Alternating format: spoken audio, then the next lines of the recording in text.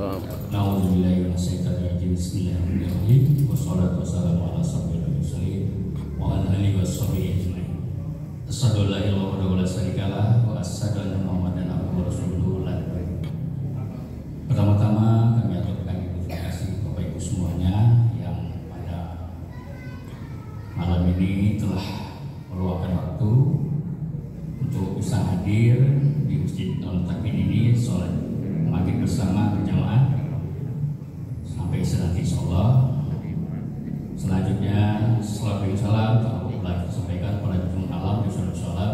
Diucapkan Allahumma shalli ala Muhammad. Bapak Ibu yang kami hormati, pada malam ini kita akan mendengarkan pengajian yang akan disampaikan oleh Pak Ustaz Rizal. Alhamdulillah beliau telah hadir dari kita semuanya yang di masjid kita ini yang diadakan tiap 2 minggu sekali, dan tidak berapa lama lagi kita akan memasuki bulan suci Ramadan. Kira-kira nanti tanggal 22 Ramadan, 22 Maret malam kita telah melaksanakan sholat tarawih bersama. Tanggal ketiganya kita puasa. Mungkin wirid kita ada sekali lagi nanti, yaitu mungkin Pak Ustadz Maros ini. Ini yang bisa saya sampaikan kepada Ibu semuanya. Waktunya pada Pak Yus kami bicara.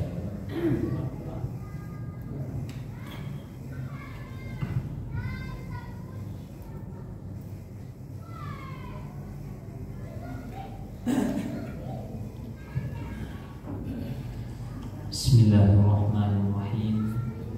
Assalamualaikum warahmatullahi wabarakatuh.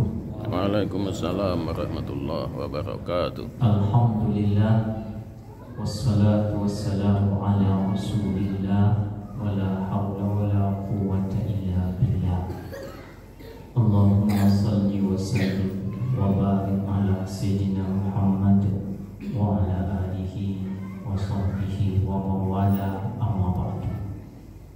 Pertama-tama kita bersyukur kepada Allah Subhanahu wa taala atas segala rahmat dan karunia-Nya yang senantiasa diberikannya kepada kita. Kita ucapkan alhamdulillahirabbil alamin.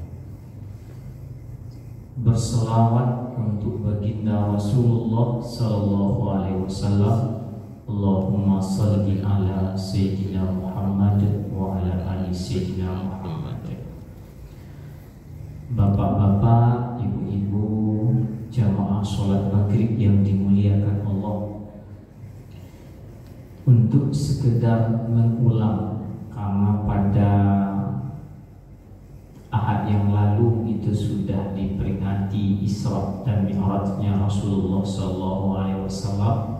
Saya hanya ingin menyampaikan tafsirannya, karena pengajian umum itu sifatnya lebih banyak ceramah, cerita, ya, tapi saya menyampaikan tafsiran surat Al-Isra ayat 1,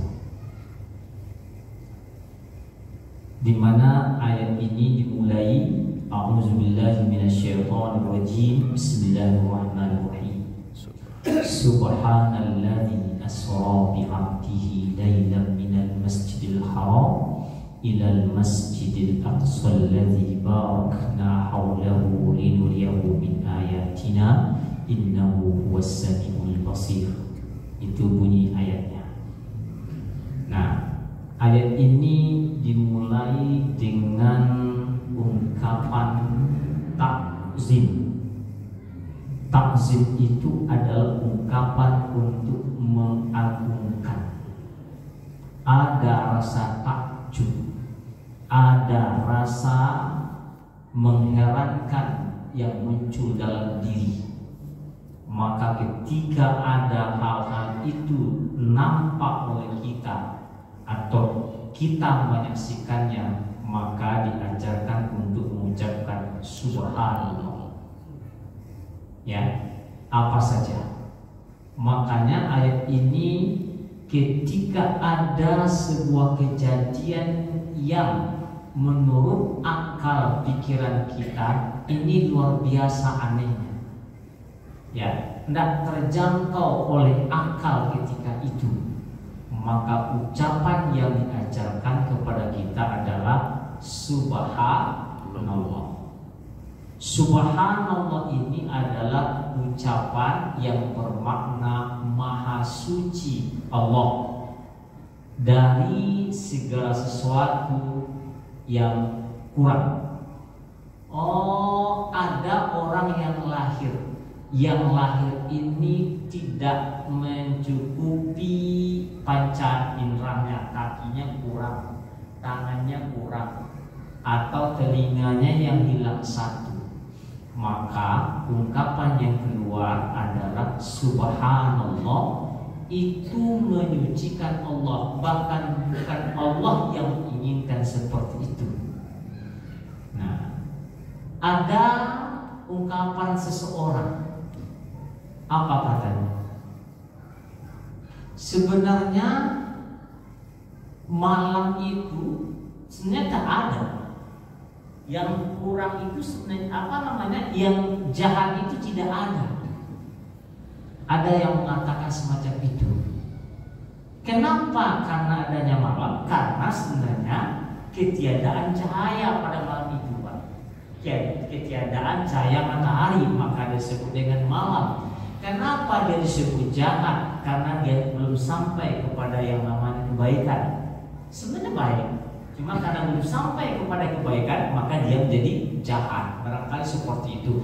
Kenapa dia cacat? Karena sebenarnya ada yang belum sampai pada kesempurnaan. Jadi itu bahasanya. Jadi ketika kita mengatakan Subhanallah, ada yang kita saksikan dan ada yang kita lihat sesuatu yang tidak sempurna. Bukan karena Allah tidak memberikan kesempurnaan itu. Nah, makanya ucapan yang benar adalah Subhanallah. Nah, ketika ayat tentang Isra Mi'raj itu dimulai dengan hal ucapan Subhanallah, ada sesuatu yang tak masuk akal manusia ketika itu. Apa yang tak masuk akal itu? Masa ada perjalanan yang sangat singkat menempuh jarak yang sangat jauh. Tak masuk akal ketika itu, Pak. Ya.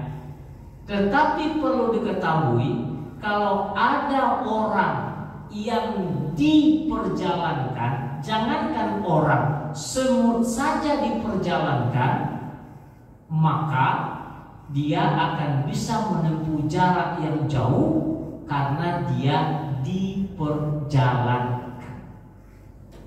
Kalau ada orang berkata, bisakah semut dari Pekanbaru sampai ke Jakarta dalam waktu 2 jam? Bisa. Kalau dia berjalan sendiri tak akan sampai, Pak. Yakin kita akan sampai. Tapi kalau dia diperjalankan, yakin kita akan sampai. Nah, itulah perbandingannya. Jadi ketika ada Asra, itu sebenarnya fi'ilnya sudah muta'addi, Pak. Asra diambil dari kata sara, berjalan. Ya, berjalan. Kalau dijadikan dia masdar menjadi sirah, maka Bapak dan Ibu pernah mendengar sejarah atau bacaan yang disebut dengan sirah nabawi. Itu katanya sama.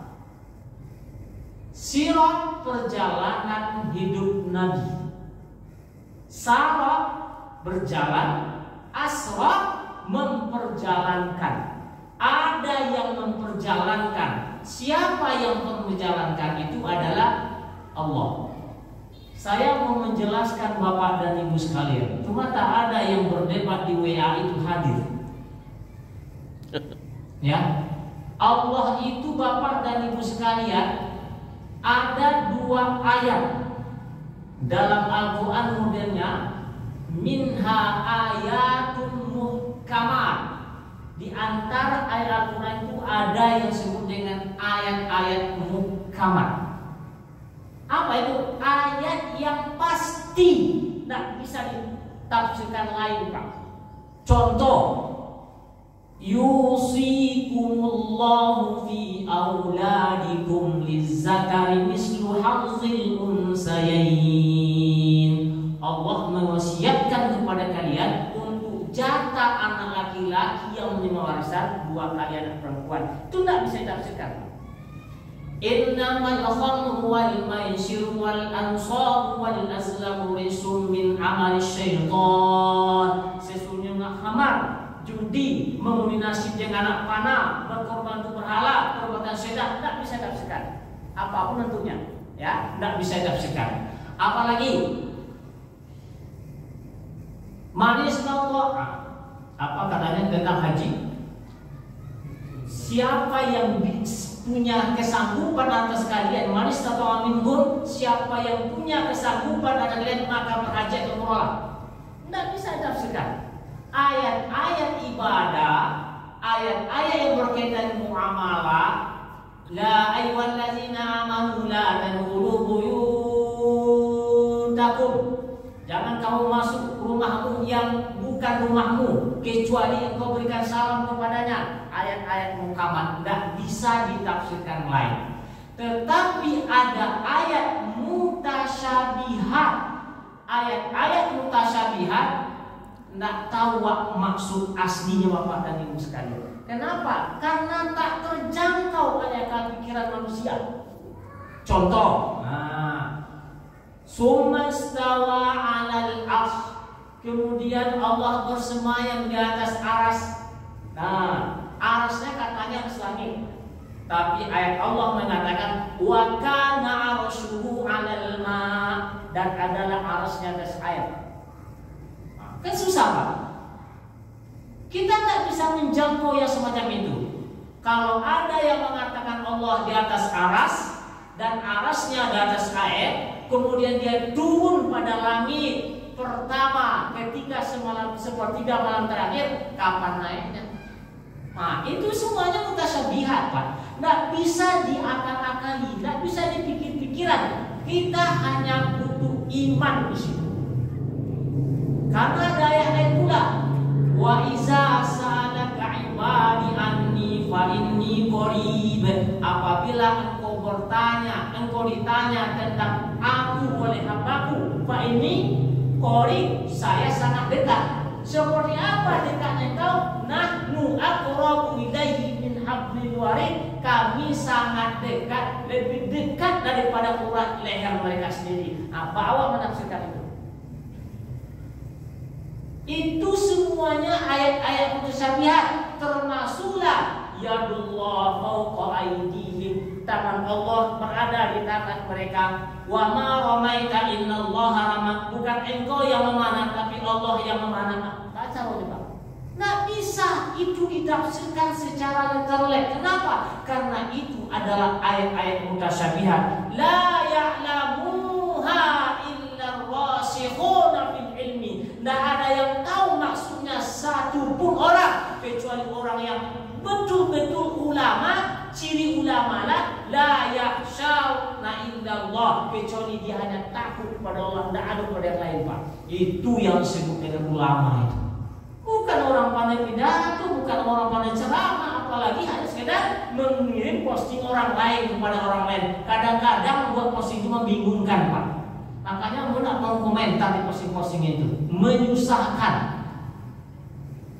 Ya, menyusahkan, Pak. Kalau orang usah buat posting-postingan itu. Kadang-kadang kamu nak jelas, ditanya nak jelas, dibuat posting-posting juga untuk semuanya. Akhirnya apa Bapak dan Ibu sekalian, nak jelas untuk apa tujuan di posting itu. Bukan tak bertanggung jawab, Pak. Orang harus tanggung jawab dengan yang dia posting. Harus tanggung jawab. Makanya pilihlah posting itu yang menyejukkan, yang jelas, yang luar biasa. Tak jelas jumpakan itu usah posting macam itu, ya. Nah, kalau mau konsumsi sendiri aja. Nah, itu tentang al-ghazi. Ya, ayat mutasyabihat itulah ukuran iman, Pak. Ya, cukup iman saja. Makanya ketika Nabi ditanya bahwa iman, cukuplah Kamu iman tahu mau Islam, berjubur Islam, wa mata sa'a, kapan sa'a? Kamu udah tahu? 20 orang ini ada tanggal sekian nanti bulan sekian kalau jadian kiamat. Bikin susah Pak. Ya kan? Nabi kita ditanya mata sa'a, kapan hari kiamat? Nabi jawab as-sa'il a'lamu minal mas'ul. Yang bertanya lebih tahu daripada nanti tanya. Siapa yang bertanya? Malaikat Jibril. Jibril lebih tahu daripada kamu. Tapi Nabi hanya mengajarkan wa ma amaratuhu, apa tanda-tandanya, baru Nabi mencetak tanda, bukan memastikan waktu. 20 orang ini, nanti kalau aku jangan lagi, kacau itu. Nah, Bapak dan Ibu sekalian yang dimuliakan Allah, itu al-lazi. Nah, al-lazi asra tadi udah bi abdihi, iko yang luar biasa. Sianan pernah diakui Allah sebagai hambanya. Jawab. Tengoklah dalam Al-Quran, yang hanya diakui sebagai hambanya adalah Rasulullah SAW, dan lain oleh Allah. Tengoklah kalau ada dalam Al-Quran. Ya, awak mengaku hamba, tapi Allah itu diakui hamba ya Pak. Tapi kalau Rasulullah, inilah diakui hamba Allah, itu dia. Subhanallazi asra bi abdihi. Maha suci Allah yang telah memperjalankan hambanya, abdihi. Nabi diakui hambanya oleh Allah. Awak baru mengaku hamba. Di mana Pak bukan hamba Pak? Di mana mengakui kita adalah hamba Allah? Ada enggak? Ada. Di mana? Waktu nyumbang tuh. Hah? Waktu nyumbang. Oh, waktu nyumbang dari hamba Allah ya kan? Ya, dari hamba Allah. Waktu nyumbang tidak diakui. Karena nyumbang tidak diakui. Nah, waktu nyumbang ya. Nah, kalau disebut dari hamba Allah, berarti situ baru diakui hamba Allah ya. Nah, luar biasa. Nabi diakui sebagai hambanya Pak. Awal belum pernah diakui, atau nabi yang lain, atau nabi yang mengakui sebagai hambanya. Hanya mengakui nabi lain, diakui oleh orang nabi lain. Wa Ibrahim innahu kana siddiqan nabiyya. Itu Ibrahim itu adalah seorang yang jujur, diakui jujurnya, dan diakui seorang nabi. Musa diakui juga. Wa kana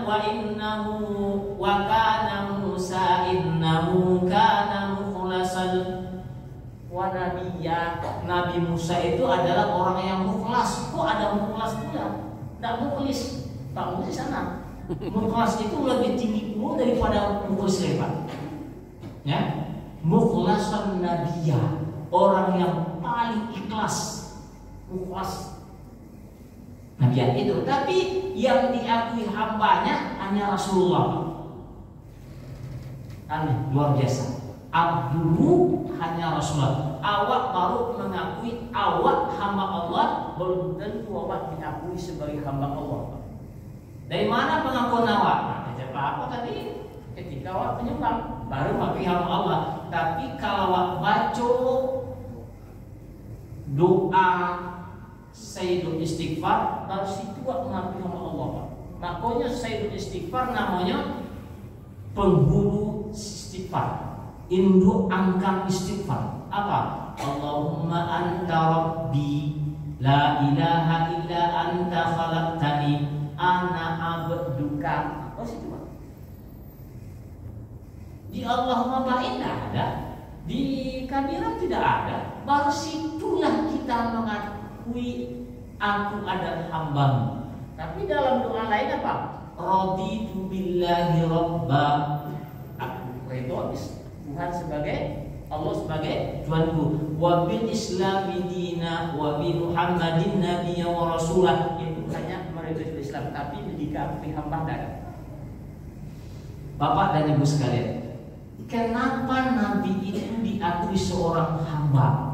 Ternyata rahasianya Nabi itu adalah manusia yang paripurna. Tengok Bapak nabi-nabi yang lain, dan tengok Nabi yang lain. Kalau Nabi Adam jalan bahwa pertama punya umat lagi ya, yang punya umat di jalan. Kalau Nabi Musa profesinya apa?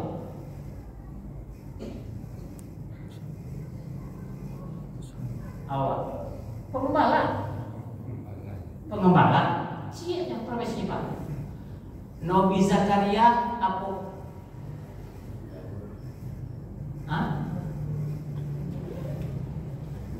Tukang kayu.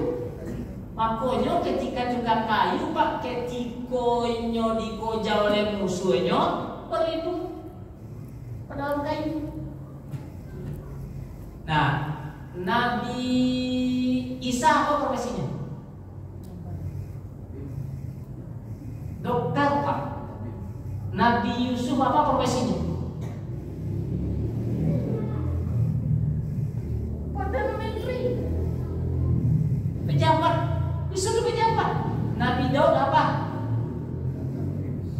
Pandai besi Pak. Tukang topi pesawatnya. Ya. Nabi Idris apa?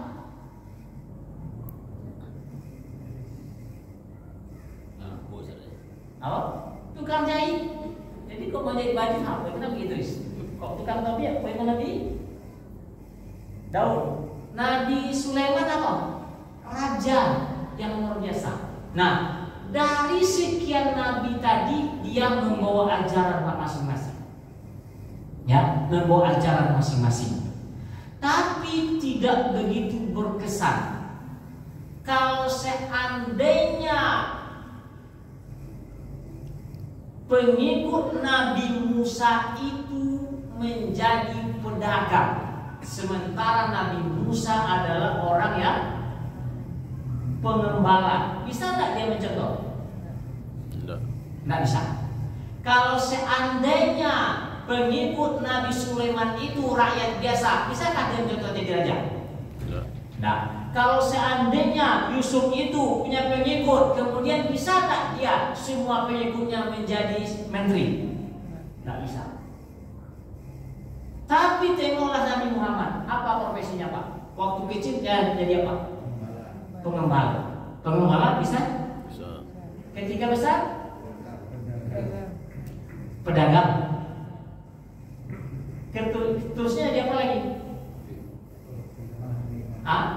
Jadi panglima perang kan? Waktu muda juga ikut berperang, jadi panglima perang, jadi pemimpin. Oh, jadi rakyat jelata bisa, jadi orang kaya besar bisa, jadi orang yang sederhana bisa. Semua Nabi Muhammad itu adalah pernah mendapatkan kehidupan yang dilakukan oleh para nabi yang lalu, Pak. Jadi pengembala Nabi Musa, Nabi Muhammad pernah jadi pengembala. Jadi penguasa, Nabi Muhammad jadi penguasa, pemimpin. Jadi panglima perang, Nabi Daud itu pernah panglima perang, Pak. Nabi Musa Muhammad jadi panglima perang. Jadi pedagang, Nabi Muhammad jadi pedagang. Jadi kepala rumah tangga, Nabi Isa nggak ada kepala rumah tangga, Pak. Ya, jadi kepala rumah tangga dia. Oh, jadi ayah, jadi menantu dan segala macamnya. Semua profesi itu pernah dijalankan oleh Rasulullah SAW. Komplit lah, Pak. Maka ada sebuah prinsip. Apa kata prinsipnya? Kalau sebuah ajaran tidak ada ketauladanan, maka ajaran itu tidak akan sempurna dan langgeng. Tengoklah nabi-nabi yang lalu, bawa ajaran, Pak, tapi di situ tidak ada keteladanan. Tapi Rasulullah SAW datang dengan segala macam bentuk keteladanan yang diberikan. Apa profesi manusia diberikan contohnya oleh Rasulullah SAW.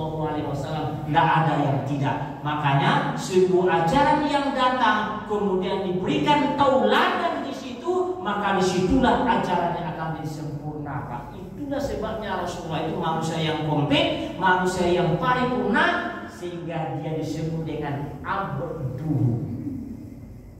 Luar biasa. Abdu. Makanya Bapak dan Ibu sekalian yang dimuliakan, hambanya. Artinya dia betul-betul manusia pilihan yang paripurna, dipilih oleh Allah Subhanahu wa Ta'ala. Berhadapan dengan kawan seperti apa dia, berhadapan dengan musuh seperti apakah dia, berhadapan dengan istri-istrinya. Kalau wajib bini apa setengah petong aja dan bininya banyak bininya. 9 Pak bininya loh. Rasulullah 11 malah, ada yang mana 11 ya, isi Rasulullah. Tapi Adam Pak, walaupun ada rasa cemburu sebagian kan, tapi Adam bukan Adam alaihissalam, tidak, tapi dia tenang dalam hidupnya. Begitu dia menjadi kepala rumah tangga, awak cie itu kadang-kadang susah pulang ke cie Pak. Cie mungkin hah? Cie itu mungkin kenapa ini kan? Kenapa itu nggak bertambu sih?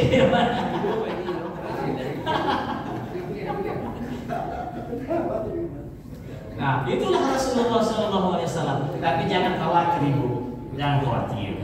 Bapak-bapak ini orang-orang yang baik. Tapi di pesawat Cina tahu lah di luar. Di sekolah ya. Nah, itu Abdul. Jadi Bapak dan Ibu sekalian, Rasulullah lah satu-satunya hamba yang diakui abduhu, hambanya oleh Allah Subhanahu wa Ta'ala. Luar biasa. Nah, istilah Abdul itu maknanya 2 Pak. Ya, yang pertama tadi satu, yang diakui. Yang kedua adalah Abdul itu adalah kesatuan antara roh dan jasad. Hilang rohnya, maka dia disebut dengan apa? Mayat. Nah mungkin bulonya Isra apa? Kalau ada rohnya, jasadnya tidak ada, maka dia akan disebut dengan apa? Roh. Hal ada alal insani hinun minad dahri lam yakun syai'an mazkura. Jasad tak ada apa disebut.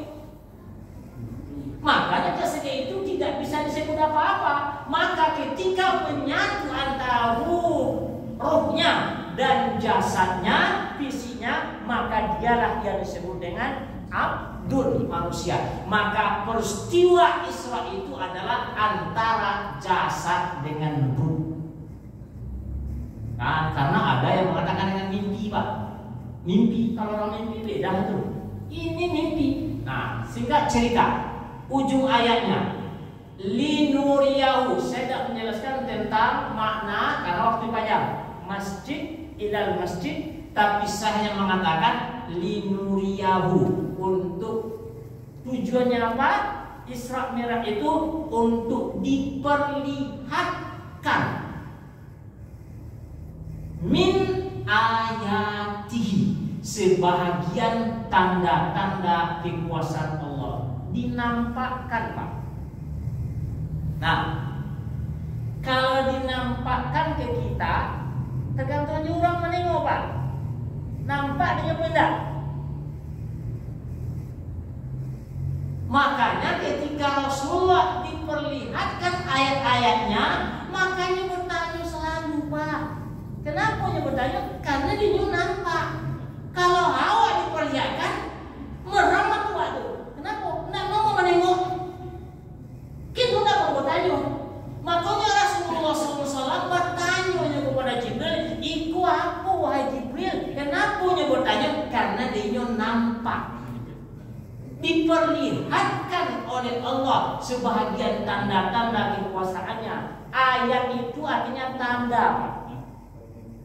Kalau bagi orang yang diperlihatkan ayat, berarti diperlihatkan tanda. Maka ketika nampak tanda itu, tentu itu adalah isyarat. Maka ketika dia isyarat, tidak boleh bertanya. Itulah yang dilakukan Rasulullah SAW. Ada orang yang ketika dia menyabit, menuai, muncul pulau balik Pak. Dituai pulau balik. Itu aja kalau jauh panjangan. Itu yang dinampak oleh Rasulullah. Rasulullah bertanya, "Wahai Jibril, ini apa?" Hah? Baru model iku bertanya. Itu kan tanda isyarat yang disampaikan oleh Allah Subhanahu wa taala. Kok model ini? Ada pula yang dilihat oleh Rasulullah. Ini ada daging masak bagus, ya, enak. Ini ada daging juga. Ini sudah busuk, sudah berbau, sudah hancur. Tapi ya orang pun memang makanan busuk. Iku apa oleh Rasulullah? Bertanya Pak. Kalau ikut coba cek aja ya. Cek aja dia lah. Nah, apa kaya Rasul ya Jibril, makanya dia Rasul. Nah niko kok iko ado istrinya dan halal di rumah, tapi cari jodoh dan gerak halal di luar. Nah, itu maksudnya Pak. Ya. Cari jodoh dan halal. Adunya halal di rumah, tapi cari yang tidak halal. Itu yang disampaikan oleh Jibril alaihissalam, itu tanda Pak. Dalam perjalanan itu pasti melihat tanda. Kalau ada anak pramuka Bapak dan Ibu sekalian, sebelum mereka berjalan, makanya dikasih tanda, pakai simbol. Aiko belok kanan, aina belok kiri, aiko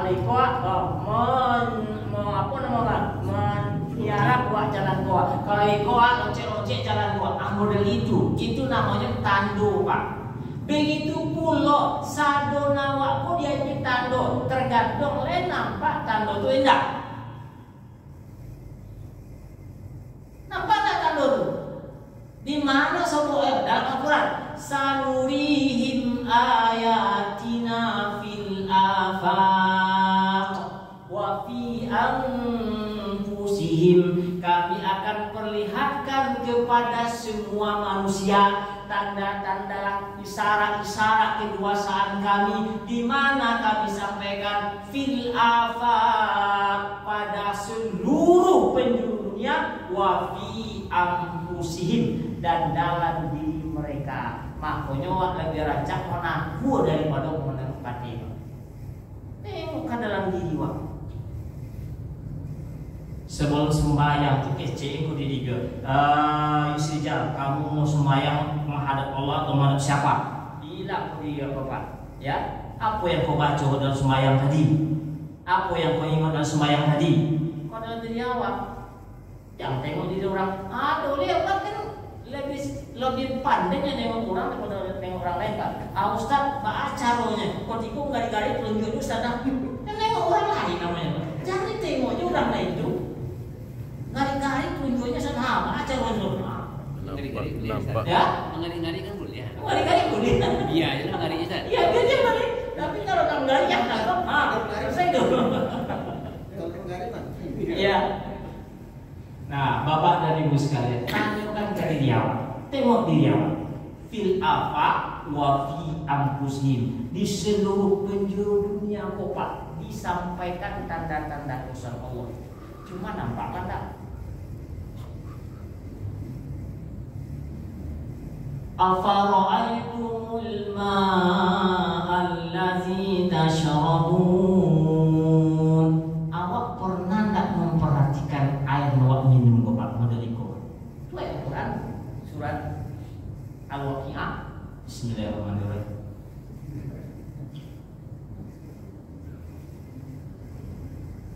Bukan minum Pak, sebenarnya wirawi.